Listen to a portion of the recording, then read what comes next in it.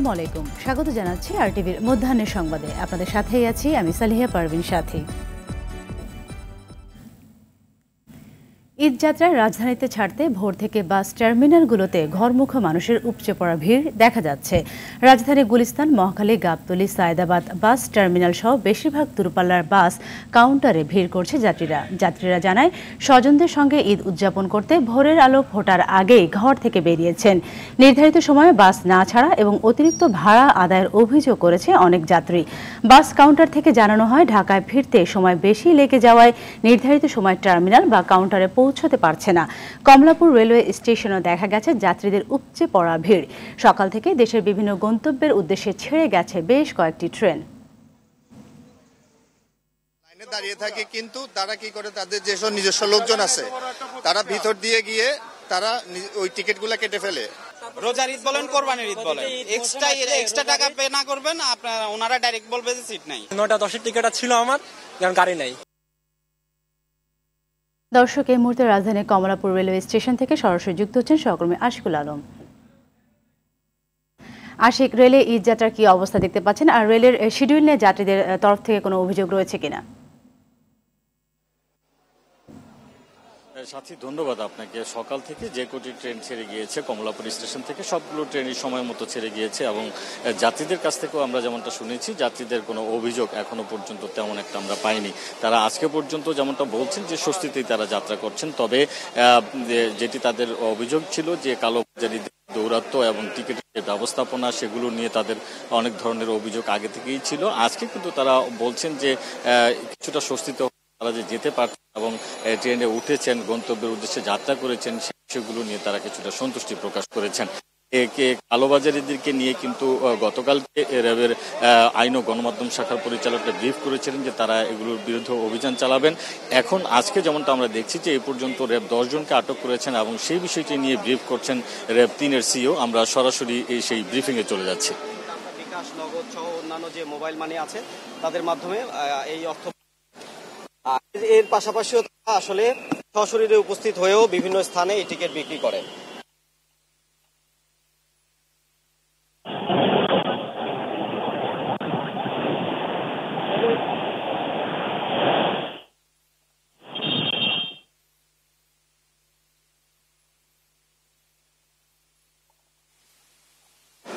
মানিক মূলত সোহেল নামে একজন এবং ঠাকুরগাঁয়ে অবস্থিত আবু এবং আনিস নামে আরও একজন ব্যক্তি, এই 4 জন ব্যক্তির মাধ্যমে সে এই যে টিকিট কালোবাজারির যে ব্যবসা, সেই ব্যবসায় আসে। তার কাছে যে আলামত আমরা তাদেরকে পাই, সেটি আমি যেভাবে বর্ণনা করলাম, যে প্রচুর পরিমাণের টিকিট, যেগুলি ভবিষ্যতের টিকিট, অর্থাৎ আগামী 10 দিনের টিকিট, যেগুলি তাদের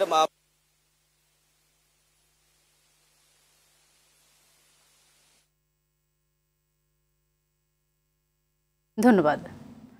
ঢাকা টাঙ্গাইল মহাসড়কে গণপরিবহন ও মানুষের চাপ বেড়েছে। গাজীপুরে কালিয়াকৈরে অনেক শিল্প কারখানায় ছুটি হওয়ায় সকাল থেকে চন্দ্রা এলাকায় গণপরিবহন ও যাত্রীর চাপ রয়েছে। যানজট না হলেও ধীর গতিতে চলছে যানবাহন, তবে দ্বিগুণ ভাড়া গুনতে হচ্ছে বলে অভিযোগ যাত্রীদের। ঢাকা টাঙ্গাইল বঙ্গবন্ধু সেতু মহাসড়কেও যানবাহনের চাপ রয়েছে। এলেঙ্গা থেকে ঘারিন্দা ওভারপাস পর্যন্ত 5 কিলোমিটার এলাকায় দীর্ঘ সারির সৃষ্টি হয়েছে। কোথাও থেমে থেমে আবার কোথাও ধীর গতিতে চলছে যানবাহন। সিরাজগঞ্জের বঙ্গবন্ধু সেতু পশ্চিম সংযোগ মহাসড়কেও যানবাহনের চাপ বেড়েছে। গণপরিবহনের পাশাপাশি ট্রাক, পিকআপ ভ্যান, মোটরসাইকেল সহ ব্যক্তিগত যানবাহনে বাড়ি ফিরছে মানুষ।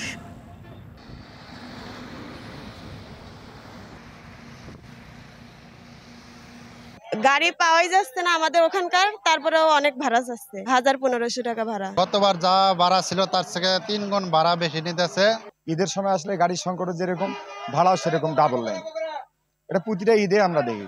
আপনার রাস্তা কোনো গাড়িই নেই, শুধু সিরাজগঞ্জ, বগুড়া, রংপুর এদিকে সব গাড়ি। দর্শক, এই মুহূর্তে ঢাকা টাঙ্গাইল মহাসড়কের চন্দ্রা থেকে সরাসরি যুক্ত হচ্ছেন সহকর্মী কামাল হোসেন বিপ্লব। মহাসড়কে ঈদকে কেন্দ্র করে যানবাহনের চাপ কেমন দেখতে পাচ্ছেন? এবার চাপ নিয়ন্ত্রণ করতে স্থানীয় প্রশাসনের পক্ষ থেকে কি তৎপরতা রয়েছে?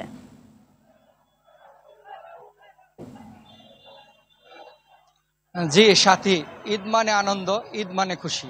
আর 3 দিন পরেই ঈদুল আজহা।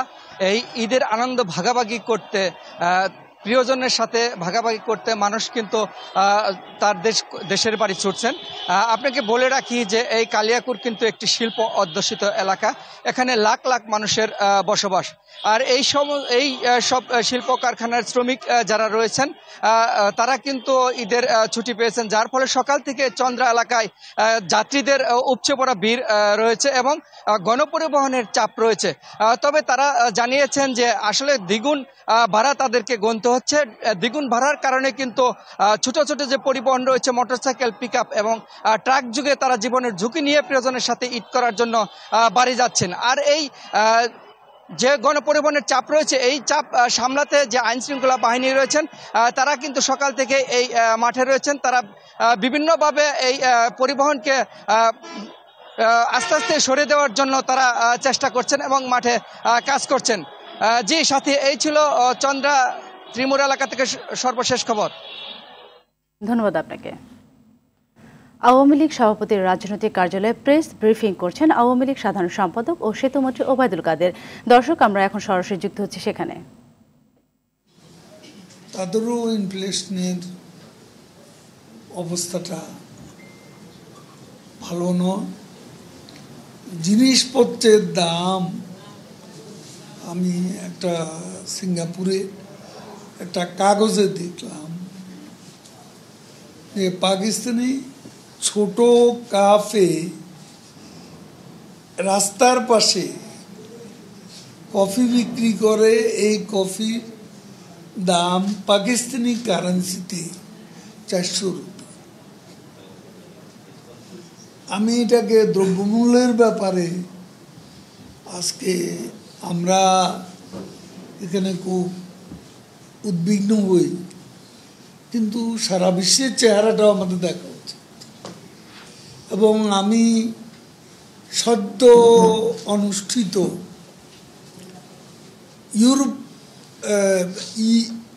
ইউর যে নির্বাচন পার্লামেন্টের, সেই নির্বাচন ছিল একটা আকর্ষণীয় নির্বাচন। এই নির্বাচনও দেখেন উল্টো যাত্রা। এখানে সব ফার রাইটদের প্রভাব দাপট। ইউরোপীয় পার্লামেন্টের ইলেকশনে ফার রাইটরা উইন করেছে।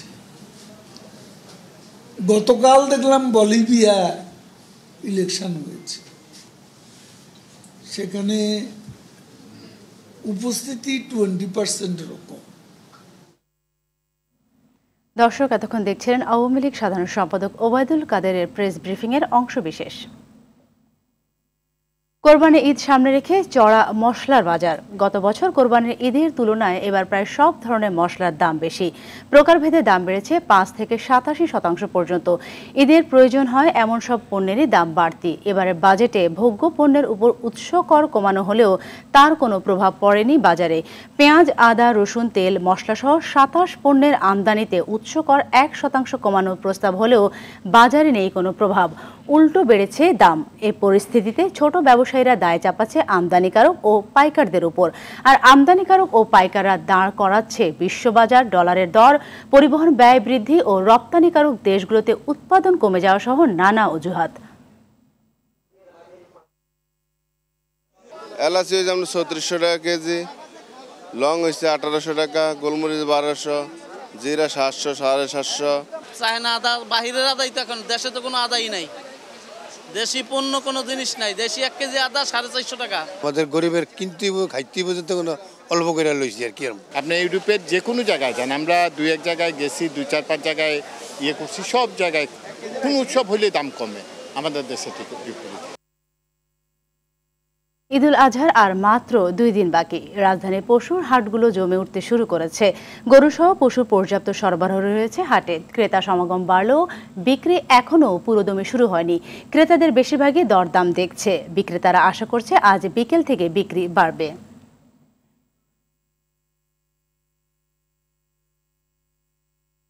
দর্শক, রাজধানীর গাবতলী কোরবানি হাট থেকে আমাদের সাথে সরাসরি যুক্ত হচ্ছেন সহকর্মী এয়ার বাদল। বাদল, ঠিক এই মুহূর্তে কতখানি জমে উঠল পশুর হাট? দরদাম আর বেচাকেনা কেমন দেখতে পাচ্ছেন? গরু যে পরিমাণ হাটে রয়েছে সেই তুলনায় বেচা কেনা একেবারেই কম, এই কারণে অনেক বিক্রেতাই হতাশ। আমরা অনেকের সাথে কথা বলেছি, এর আগে ইস্টার্ন হাউজিং হাটে ছিলাম, এখন গাবতলী হাটে রয়েছি। আমরা দেখেছি যে গরু যে পরিমাণ হাটে রয়েছে সেই তুলনায় ক্রেতা নেই, এই কারণেই বিক্রেতারা মোটামুটি হতাশ। কিন্তু তারা আশা করছেন যে আজ শুক্রবার এবং জুম্মার নামাজের পরে মোটামুটি বিক্রি ভালো শুরু হবে, কারণ রাজধানীতে যারা কিনেন গরু তাদের ক্ষেত্রে যেটি আমরা দেখেছি যে রাখার জায়গার সংকুলান হয় না, সেই কারণে আসলে তারা ঈদের ঠিক আগ মুহূর্তে গরু কিনেন, এরকমটি একটা অবস্থা তৈরি হয়। এবং আমরা দেখেছি যে ছোট গরুর চাহিদা বেশি এবং ছোট গরুই সকাল থেকে বেশি বিক্রি হচ্ছে। এখানে একজন বিক্রেতা রয়েছে, আপনি কয়টি গরু নিয়ে এসেছেন, এখন পর্যন্ত কোনো বিক্রি হয়েছে কিনা এবং দাম কীরকম চাচ্ছেন? আমি আইছি মোটামুটি আপনার রবিবার দিন ভোরবেলা, মানে জায়গা পাবো কিনা, ডোগা আছে কিনা, এর জন্য আমরা 2টা দিন আগেই আইছি। তারপরে গরুগুলোর রেস্টের ব্যাপার আছে, হয়তো গাড়ি রানিং করে আসলে পরে গরুগুলো অনেক সমস্যা হয়, এর জন্য আমরা 2 দিন আগেই আইছি। কয়টা নিয়ে এসেছেন, কিরকম দাম, সর্বোচ্চ দাম সর্বনিম্ন দাম কিরকম?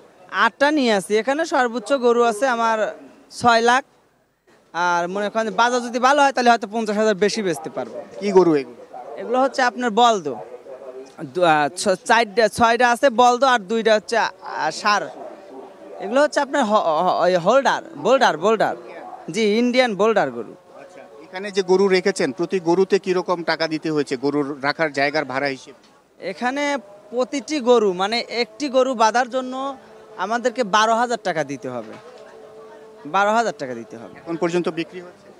এখন পর্যন্ত বিক্রি হয় নাই, ক্রেতারা এসে দেখতেছে, ওই দেখা চলে যাচ্ছে, দাম দর হচ্ছে অল্প, ওই কিনতেছে না। মনে করেন যে আপনার এই আশা করি যে আজকের জুম্মার নামাজ পরে থেকে কেনা বেচা কিছু হবে আর কি। ধন্যবাদ আপনাকে। শুনছিলেন যে সবারই আশা জুম্মার নামাজের পরে হয়তো কিছুটা বিক্রি হবে। আর গরু প্রতি যে জায়গার ভাড়া নেওয়ার বিষয়টি র্যাব কিছুক্ষণ আগে ব্রিফিং করেছেন, এই বিষয়ে আমরা কর্তৃপক্ষের সাথে জানতে চেয়েছিলাম, তারা এই বিষয়ে কোনো উত্তর দেয়নি। তারা বলছেন যে হাটের জায়গার বাইরে জায়গায় তারা আসলে ভাড়া দিচ্ছেন, সেই ক্ষেত্রে এটি অবৈধ হয়ে যায়, এক্ষেত্রে তাদের কোনো সুদুত্তর পাওয়া যায়নি। তো গাবতলী হাটের পরিস্থিতি এইরকম, এরপরে হয়তো অন্য কোনো হাট থেকে গরু বিক্রির খবর জানাবো। সাথী, অসংখ্য ধন্যবাদ আপনাকে।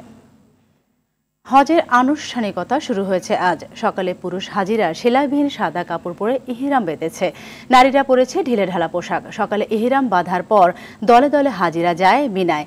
বেশিরভাগ মানুষ বাসে ও গাড়িতে গেলেও কেউ কেউ হেঁটেও মিনায় যায়।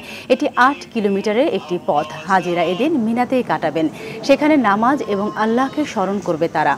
এর পরের দিন 9 জিলহজ ভোরে তারা সেখান থেকে চলে আসবে আরাফাতের ময়দানে। 10 জিলহজে ঈদের নামাজ আদায় শেষে পশু কুরবানি করবে হাজিরা।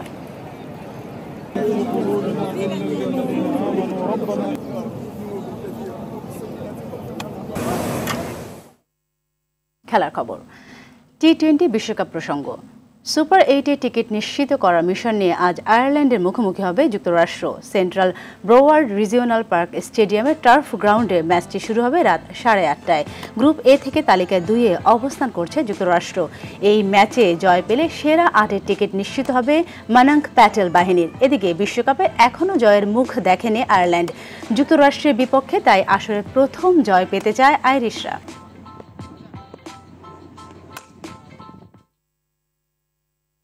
মধ্যাহ্নের সংবাদ এ পর্যন্তই। সবশেষ সংবাদ জানতে যে কোনো মোবাইল ফোন থেকে 24141 নম্বরে ডায়াল করুন।